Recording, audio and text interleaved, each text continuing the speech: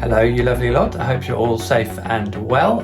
Just flagging up that we did another edition of the On the Ball podcast, where this time we got to speak to Daniel Farke. So you're about to hear some of my conversation with the Norwich City head coach, the first time I'd spoken to him since the defeat at Sheffield United back at the start of March. Obviously, quite a lot's happened since then.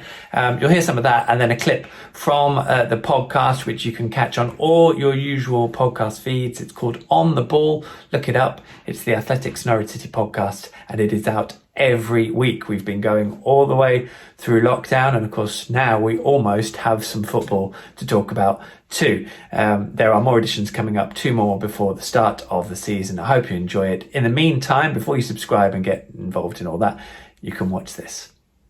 What do you do about not being able to have team meetings? Like, if you physically can't get the group together and you want to analyze something, or you want to literally put to them how you're going to take on a game, have you got a plan for how you're going to deal with it? Yeah, strange. We had a few video calls also, like during the break, but it's not the same. So you also need the more like the personal touch and the feeling between the group. And it was strange for me. So with an unbelievable long break, 10 weeks, and then more like my first initial thought was, okay, come on, let's speak about the whole situation with the group, because we need this unity as a group, because we want to achieve one target. And then it's more like, no, the rules, you just can speak to 5 players anyhow. It was strange, because I had to do 6 times the same speech, more or less. And believe me, so for the players it was always new, but for me, 6 times it was more like I was more tempted to, come on, let's go out and train a little bit or whatever. You have to make sure that you're still with the same intensity and the same, concentrate on the same contents and what you've done before. And meanwhile, it's more or less we can be in bigger groups, but not in our meeting room anyhow. So we have to find some solutions to speak outside and bring, for example, a TV screen outside. But yeah, it's still, you can't work with this intensity. It's still a bit strange and not really helpful. But like I said before, we try to find some solutions, and it's more or less for all the groups at the moment the same. And we can't complain too much, but it's a different working. Yeah, I bet, as it is for all of us as well. And also, I suppose the other thing on that is the team spirit and the bonding of the group, because clearly in a pre-season, that's one of the key things of bringing the group together. And they spent longer than a summer, longer than a normal close season, separate and apart and in their own little worlds. Can you sense that there's something you need to do to bring the group kind of back together over the next couple of weeks, if you can?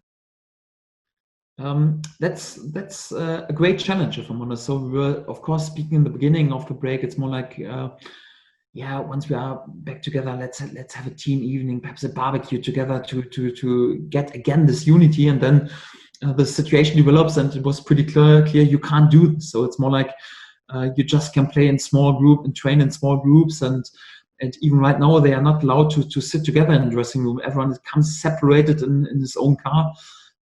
It's difficult. So it's more like, but during this terms, the unity and the bond is perhaps even more tested, and it's due to the characters of the players. And in this strange moment, you really show some team spirit, and this is what we have to do. We have to make sure that in this terms, although it's difficult to create this sense of team bonding during these times, that we are better than all our competitors. And this is definitely a topic we speak a lot about this, and what we're trying to work on. And of course, with the tools that we have at the moment, it's not that easy, but we try to make the best out of it. And I'm pretty sure the lads will adapt to this. And all I can say so far, they have adapted quite well. In terms of how are you going to go about selecting things from now? Because you've clearly got almost a fully fit squad, which I'm sure is something you would have loved to have had for the previous 6 months of the season. I mean, are you going to take into account what has happened, or is this literally a clean slate now? I mean, it seems so detached from everything that's happened already. It's a bit like this, like you mentioned. So it's the first time. So I never have compared a football season with playoffs, for example, like in the US sports, because it's not like this. Each and every game counts, and it's always about three points. Even each and every game is important, and you take the result and the performance of the last game always into the next game, and you take this momentum with you. And it's the first time since I work in football that it feels a bit like, because of this big break, like we right now will go a bit into playoffs. It's more like we had the first big part of the season with 29 games, and of course it was important, because you are in a better or in a worse position. For example, Liverpool is in the best position, and we probably in the most complicated, also in comparison to all our competitors who are fighting against relegation. But right now it feels like a bit like, okay, the playoffs will begin with 9 finals, and during this playoffs, it's not important that much what has happened 3 months ago. It's more like during this playoffs you have to make sure that you win more games than you lose, and this is also our challenge. We have 9 games, and if we win more games than we lose, if we win at least 5 games, we have a good chance in order to achieve our targets. Better would be to win 6 games or something. It's still unbelievably difficult, especially for us as a club with our opportunities. But this is more or less like the sense right now. We've got 9 finals that are unbelievably important, and in this sense we want to play the games. And it's not important anymore if a player was there with brilliant performances 3 months ago. No, right now we have to deliver, and this is more like the spirit. In this spirit, we have to play. The one thing that has also happened in recent weeks is that it's a 3-year anniversary of Daniel Farke's appointment to Carrow Road, which was, I think, on the same day as they were promoted on Wembley, the same day of the year. Obviously, not the same year. So have we got? We might as well keep up the Daniel Farke loving for a little bit longer. Any favourite memories or of? There've been some fantastic press conferences. I do think he's a little bit more reserved in his press conferences since Norwich got promoted. The first year or two with the run-ins with Chris Wilder and Nelson Oliveira pretty much every other week. I think there was something about boats, wasn't there? And then we had Stephen Naismith and Russell Martin not really talking about what was going on there. He's only had a way of projecting himself, which has always been a lot of fun.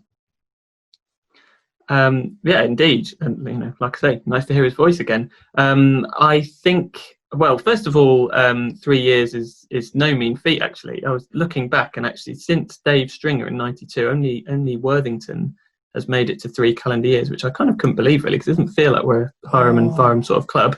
Yeah, I suppose Paul Lambert's the only one who'd be close. Yeah, Lambert's still ahead of him. We'll come on to that. Others left. Yeah, he may feature later.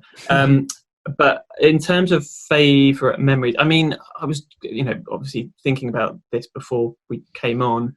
I think the way that Farke will be, I think the style of play and the team from last season will be remembered for years and years and years. And I think more so than any other manager that I can remember, he has stamped his philosophy on this team.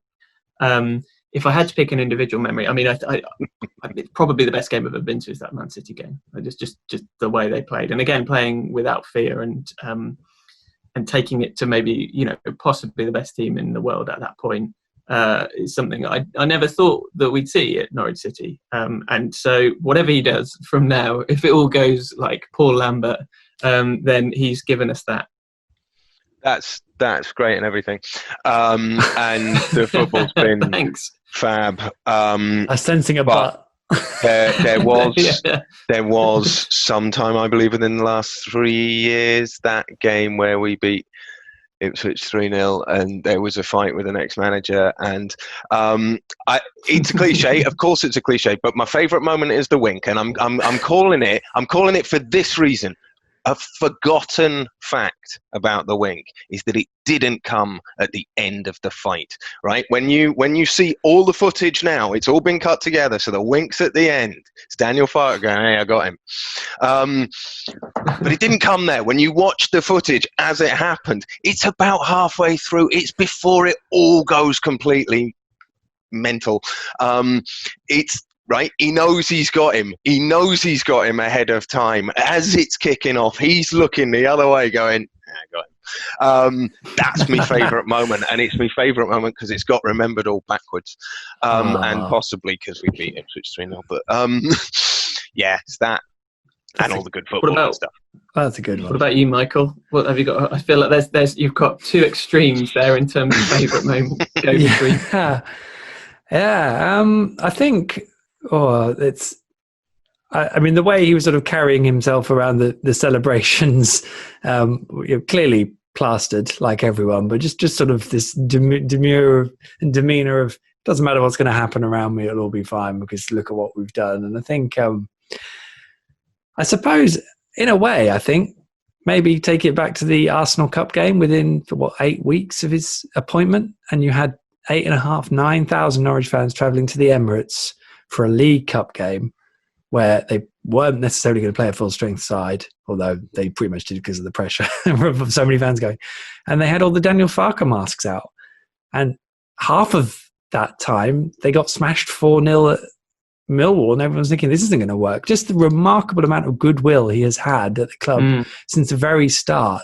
When you look across football and just think these managers get no time at all. It's like you say, I mean, 3 years. I mean, most championship managers last 18 months at a push. So, and clearly he's had a lot of success as well to help foster that.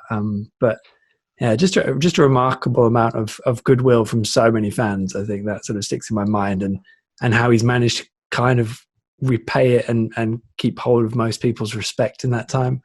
He articulates things a lot better than a lot of people. So, and I think the other thing as well is, and you've kind of alluded to this, but if we're going to talk about the whole 3 years in its entirety, the first year was not great, and really, I've said it before, but you go back to that Ipswich game at Portman Road, he was possibly 20 minutes away from the sack. I mean, we'll never know, but had Leitner not scored that equaliser, he could have been out on his ear. I mean, that was a terrible Ipswich team, wasn't it? So to lose them would have been bad. But so to come from that to where we are now, and okay, stock's maybe not as high with Norwich fans as it was 12 months ago, is pretty incredible. And also, let's not forget, he's had to lose, we have made a lot of money on transfers since he's been here.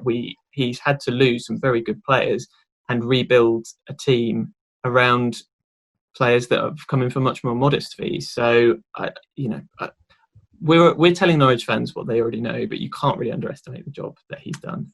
I've made a job out of that and a career out of that, Steve. So don't worry at all.